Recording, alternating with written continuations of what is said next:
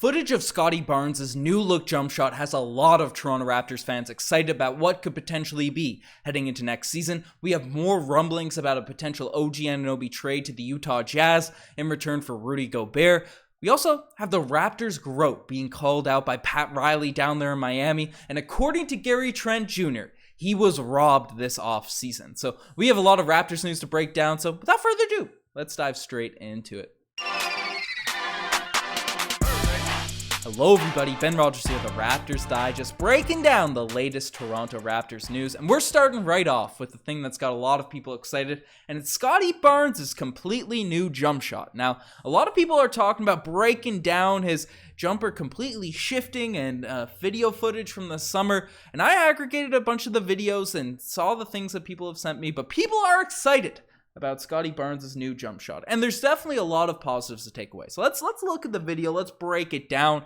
And the big thing people are talking about is, his off the dribble game. It's looking a lot smoother. I only got a few of the clips that have been going around online for this video, but Scottie Barnes, you can look at this step back, right off the dribble. There's no real hitch in his jump shot. He's bending his legs. He's doing all the fundamental things that you want to see out of a good jump shooter. And obviously, this is the big thing and big development for Scottie Barnes. Former Toronto Raptors sniper CJ Miles, CJ's PJs, saying it looks good, way smoother off the dribble. And obviously, for however his tenure ended with the Toronto Raptors, he's definitely a good shooter, a tremendous shooter in the NBA at points throughout his career. So that's high praise there from former Toronto Raptor CJ Miles.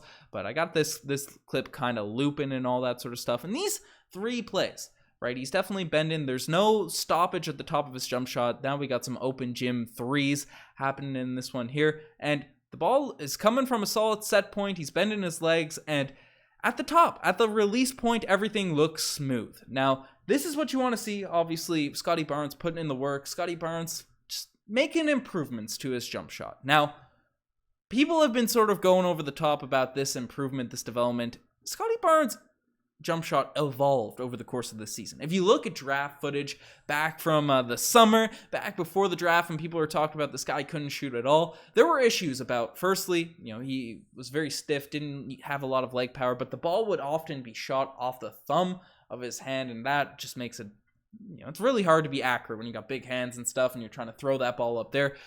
Those are issues that have sort of been fixed over the course of this season, right? Scottie Barnes' form, I thought, has looked solid over the course of this year, especially not consistently, like night in, night out, it's looking like Steph Curry, Klay Thompson, the same every time. But I thought as the season went along, the percentages showed. I believe he started off the season in the low 30s, high 30s at the end of the year. But Scottie Barnes' release point, his set point, and the mechanics all look solid, but occasionally on a night in, night out basis, as is the case with a lot of developing shooters, a hitch sort of happens when you're not in that flow, when you're not in that rhythm. And the reps, rather than looking smooth every possession, they turn into, okay, I'm going to sort of force this one, I'm going to break it at the top, get my set point. And when you're fixing up your jump shot, when you're adjusting, it's all about repetitions. It's all about practicing that thing over and over and over again till it becomes second nature, right?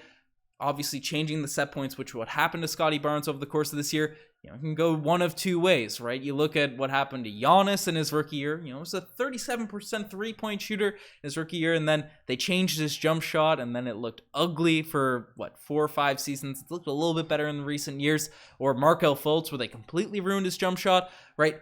It can go that way when you're messing around with forms, or it could go the way of a Kawhi Leonard, who wasn't known as a sharp shooter coming into the league, but then became one of the best mid-range shooters of all time following, after a lot of practice, a lot of years of putting work in. So I think Scottie Barnes, the fact that they haven't, the hitch isn't reintroduced into the shot, the fact that it continues to look smoother, even though they're making adjustments, especially to the upper body, it's a huge positive thing. And really, there isn't huge mechanical changes especially from those videos from what we saw at the end of the season, but it's just going to be a development process. So I say all this mechanics analysis to get in the junior high coach in me out on this podcast to say, don't get crazy excited about these off-season videos, right? We see Ben Simmons, even though the jumper looks a lot smoother, even during the regular season than Ben Simmons ever has, but these off-season things, you want to see just the reps. It'll get better over time as Scottie Barnes continues to put work in. Don't expect him to be Steph Curry or Klay Thompson heading into next year. But maybe the development's just going to be super rapid with Scottie Barnes. But definitely encouraging stuff there from that video. But the next sort of news, the next sort of juicy rumors we got coming out, it's about more Rudy Gobert rumors to the Toronto Raptors. And I titled this, I'm more so focused on the OG Anunoby stuff, because even though Rudy Gobert would be cool, I would be absolutely devastated to lose OG Anunoby, the perfect prototypical modern NBA player. But Jake Fisher, we've roasted the guy, we flamed him for making this fake news about OG Anunoby wanting to leave and then bringing up these hypothetical Portland and Utah trades. Some people have jumped on them, some people have disliked them. Obviously, Rudy Gobert is a defensive player of the year, but all-star, this, that, and whatever. But I'd still be reluctant to give up OG Anunoby, even single-handedly, even though Rudy Gobert, the contracts don't match up evenly. I'd be reluctant, especially with Rudy Gobert's big money coming back, to just trade them straight up, straight in. But we got more rumblings, more reports coming out in regards to a potential trade here. And this is the wrong image. We'll get the second one going. I'm sneaking some stuff in the future. But this is an article from Kevin O'Connor of The Ringer saying the Raptors have expressed interest, or talking about Jake Fisher's reports, whatever. He essentially said that he's heard those rumblings too.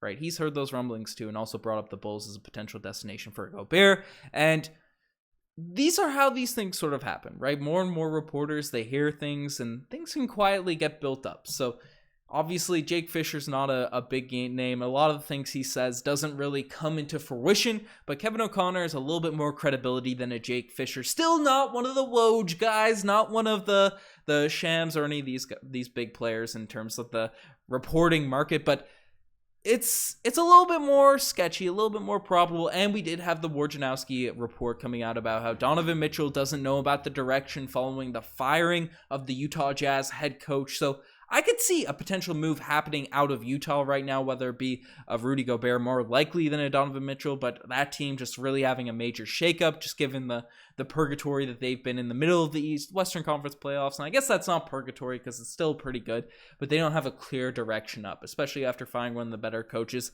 in the NBA. So my opinion hasn't changed. My opinion hasn't adjusted. I don't want the Raptors to give up OG, especially given Rudy Gobert's massive contract and the other assets we have to give up. But if Masai can finesse something special, and I have trust in him. I have trust. But I still don't think this is going to happen. I still don't think it's something we should worry about as Toronto Raptors fans. But, a lot of Raptors fans still worry about former Toronto Raptors. And Kyle Lowry. Obviously, we saw him play in the Eastern Conference Finals this year. It's been called out by Pat Riley. Now, the Raptors' growth has been absolutely trashed on by a lot of the media, given the fact that he had a poor playoff performance this year, right? He got that big contract that Riker and I were happy the Raptors didn't give to him, given his age and injury history. This is what you got to expect. This is what comes with Kyle Lowry. Right, he's obviously dealt with some personal stuff, and that's unpredictable for any NBA player, but he has dealt with injuries over the course of his career. And as you get older, as you get, those miles on your legs, those charges taken game in, game out, right, it takes a toll on your body. And Kyle Lowry's come playoff time has often dealt with injury situations, even during the finals run.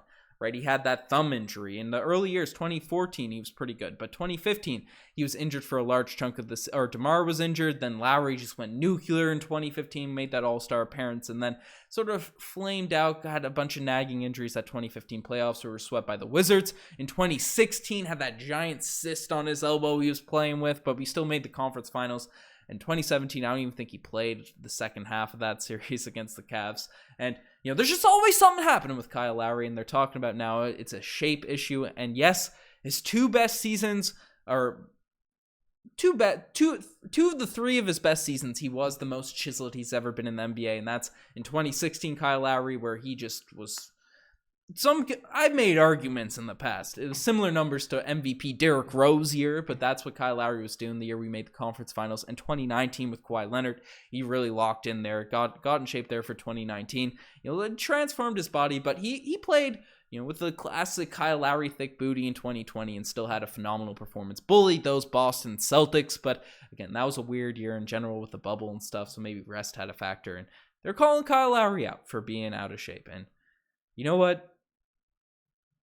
can't be roasting the GOAT. Can't be roasting the GOAT. This is what comes with Kyle Lowry. He does these positive things. You just got to manage his injuries properly and hope he's healthy come playoff season. And sure, he could probably be in better shape, but I just want to give a little Kyle Lowry rant because we rarely get to do Kyle Lowry updates on these videos, but can't be disrespecting the GOAT, Pat Riley. This is what you paid for. This is what comes with it. And the Raptors, we're very happy with Precious Achiuwa. Kyle Lowry delivering even after he's not a Toronto Raptor. And the final topic we're diving into, and Gary Trent Jr.